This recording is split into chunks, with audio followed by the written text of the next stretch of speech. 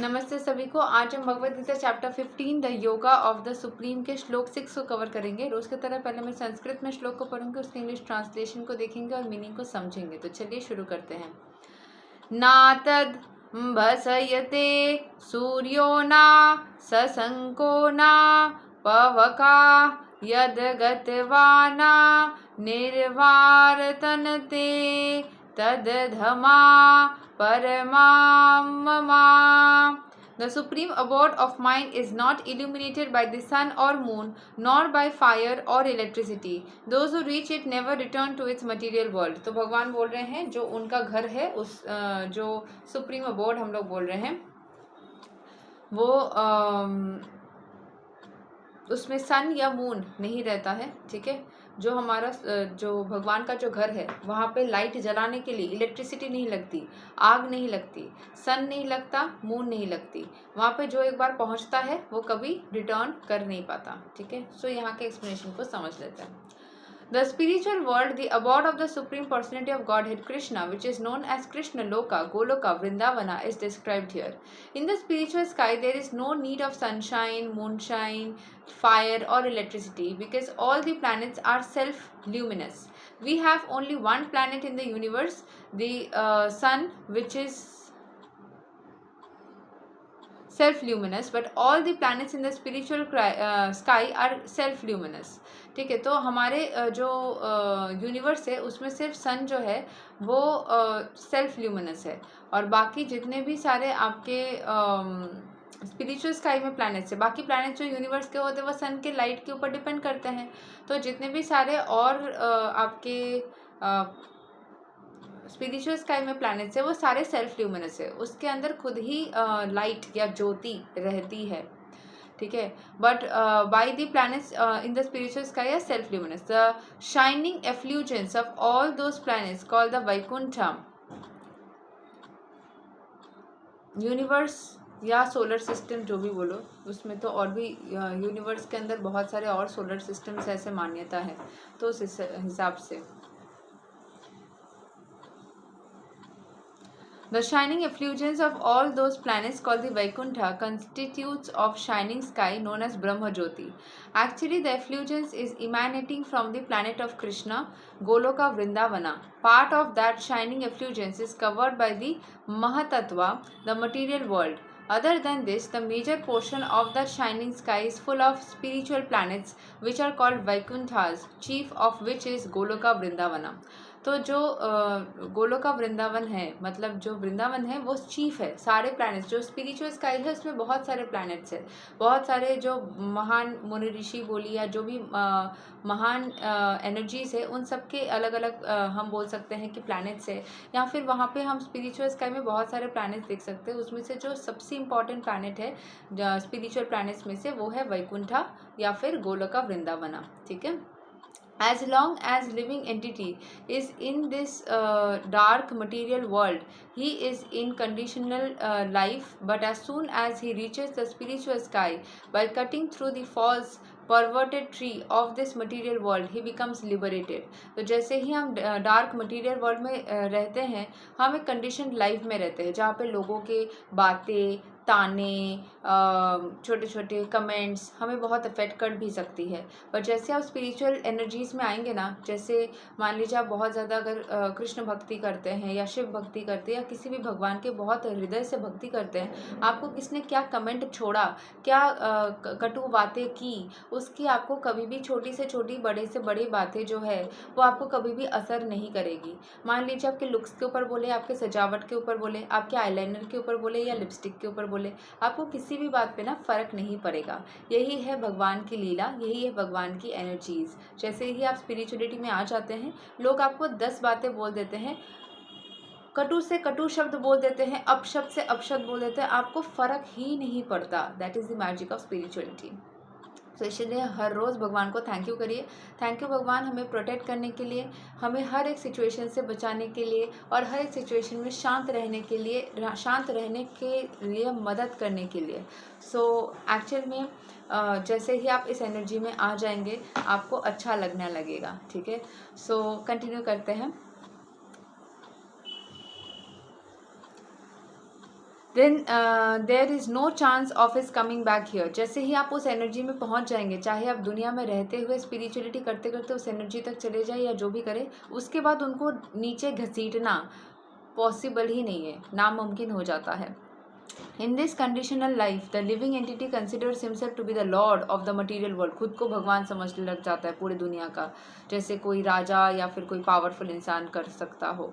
But in this liberated state he enters into the spiritual kingdom and becomes an associate of the supreme Lord. जैसे आप भगवान के घर में जाते हो, भगवान का दोस्त बन जाते हो, उनके एक एसोसिएट बन जाते हो, जैसे कंपनी में सारे एक साथ में काम करते हो। There he enjoys eternal bliss, eternal life and full knowledge. वहाँ पे उनको सारे सब कुछ मिल जाते हैं, शांति भी मिल जाती है, नॉलेज भी मिलता है, सब कुछ मिलता है। जैसे ही मतलब ये ऐसा नहीं है कि आपको मरने के बाद भगवान के घर में जाकर ही सिर्फ होगा, आप इस दुनिया में रहते हुए भगवान के नाम गान करते हुए भी इस स्थिति तक पहुंच सकते हैं जहाँ पे आपको किसी भी चीज़ में, किसी भी बातों का असर नहीं होता है। आपके एक्सप्रेशंस में वो दिख जाएगा ना, सो किसी भी चीज़ का असर होता ही नहीं है। One should be captivated by the information, he should desire to transfer himself to the eternal world and extricate himself from this false reflection of reality. मतलब आपको ये सारे चीज़ों को, मतलब नॉलेज जानने की डिज़ायर को इंक्रीज़ करना चाहिए एंड इटर्नल वर्ल्ड से आपको उस स्पिरिचुअल वर्ल्ड के प्रति एक आकर्षण क्रिएट करने की कोशिश करनी चाहिए। For one who is too much attached to this material world, is very difficult to cut that attachment. But if he takes to Krishna consciousness, there is a chance of gradually becoming detached। एक बार में attachment को हटाना संभव नहीं है, वो बहुत मतलब डिफ़िकल्ट काम है। बट जैसे ही आप कृष्ण कॉन्शियसनेस में आते हैं, आप उस डिटैचमेंट एनर्जी में आ जाते हैं, आप बहुत ही आसानी से उस एनर्जी तक पहुंच पाते हैं। किसी भी इंसान के प्रति एक अटैचमेंट, किसी भी वस्तु के प्रति एक अटैचमेंट, किसी पोजीशन के प्रति अटैचमेंट से निकल पाना बहुत कष्ट हो सकता है। बट जैसे ही आप ईश्वर के भक्ति में आते हैं, चाहे किसी भी फॉर्म में ईश्वर की भक्ति करें, इस गीता को हम पढ़ रहे हैं तो कृष्ण कॉन्शियसनेस है, अगर आप किसी और धर्म ग्रंथ पढ़ेंगे तो ईश्वर को किसी और तरीके से दर्शाया जाएगा। लेकिन जैसे ही आप स्पिरिचुअल बनते हैं और ईश्वर की भक्ति करते रहते हैं या करना शुरू करते हैं, तो ज़िंदगी में सारे मुश्किलात से बहुत ही जल्द निजात पा लेते हैं। For one who is too much attached to this material world, it is very difficult to cut that attachment. But if he takes to Krishna consciousness, there is a chance of gradually becoming detached. One has to associate himself with devotees। संगत बनाइए वैसा, अगर नहीं मिले तो भगवान को ही संगा अपना सखा बना लीजिए। Those who are in Krishna consciousness, one should search out a society dedicated to Krishna consciousness। तो उससे आसानी होगी।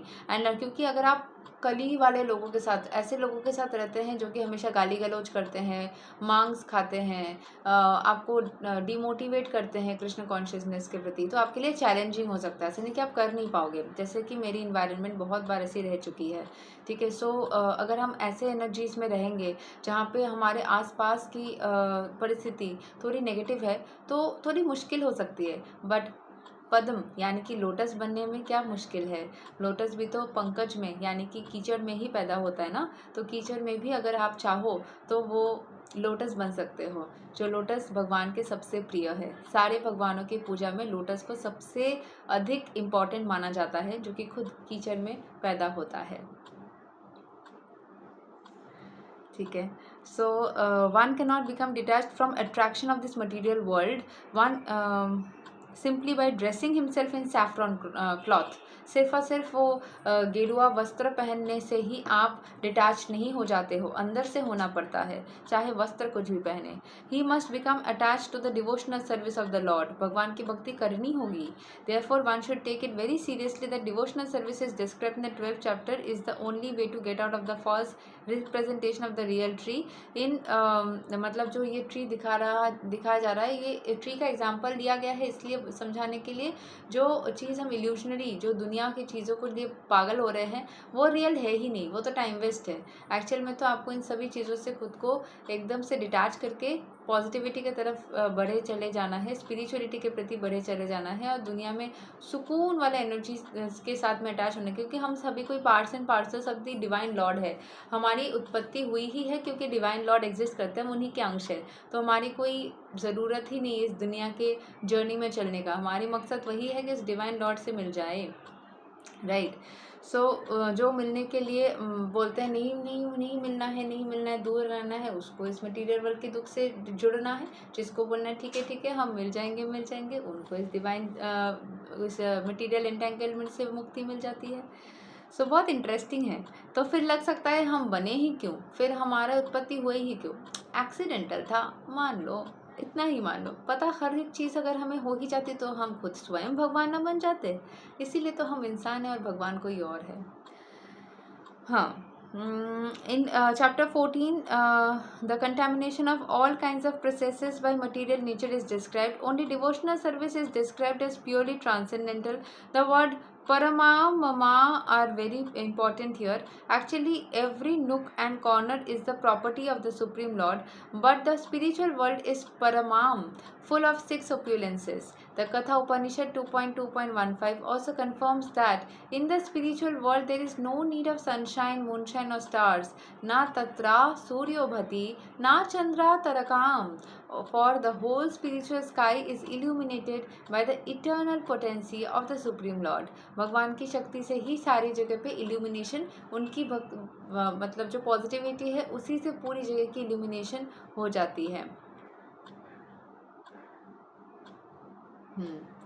The supreme abode can be achieved only by surrender and by no other means. So उस परम भगवान के उस सुखद से अनुभूति तक पहुंचने के लिए आपको सिर्फ सरेंडर कर देना है खुद को। चाहे आप शिव को मानो, कृष्ण को मानो, लक्ष्मी को मानो या किसी और को, घूम फिर के जाना तो आपको उस परमेश्वर के पास ही है, जिस किसी रूप में आप उनको मानना चाहो। भगवद गीता है तो हम कृष्ण को बोलेंगे। जिस किसी धर्म से हो, जिस किसी मान्यता से हो, उस परमेश्वर के प्रति खुद को समर्पित कर दो और जीवन को सुखद रूप में ट्रांसफॉर्म होते हुए देखो। यही तक है आज का श्लोक number 6 of Bhagavad Gita chapter 15। अगले दिन हम श्लोक 7 को कवर करेंगे। तब तक के लिए हरे कृष्ण, राधे राधे, जय श्री राम।